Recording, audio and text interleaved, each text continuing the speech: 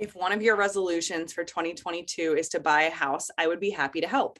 One of the first things that you are probably thinking about if you are budgeting to buy a house is your down payment. So the down payment is going to range anywhere from 3 to 20+%.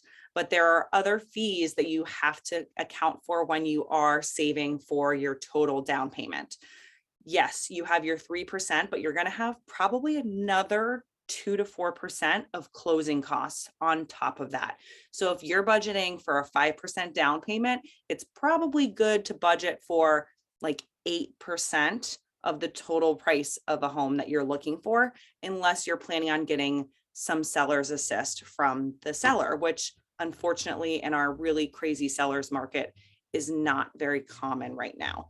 So your closing costs, that 2 to 4%, what that includes is 1% transfer tax in our state. So you have to pay 1% of the total price. The seller also pays 1%.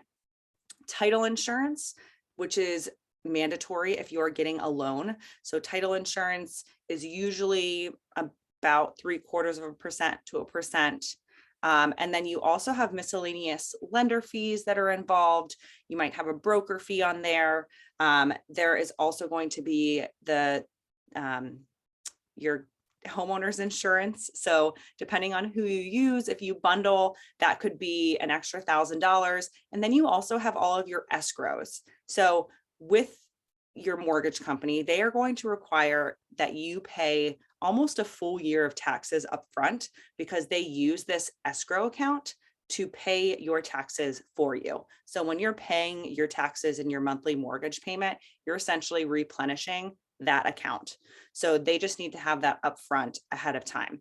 So depending on what your taxes are, that's another, I don't know, $3,000 to $10,000 on top of the 1% transfer tax, the title insurance, the homeowner's insurance, and then all their miscellaneous fees. So those are your main extra costs that you have to think about and account for when you are budgeting to buy a house.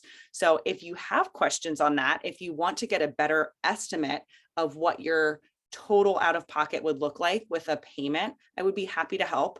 I can either do that for you, or I can recommend, like I said, a lender that I highly recommend and use frequently. But either way, don't hesitate to reach out if you have any questions home related.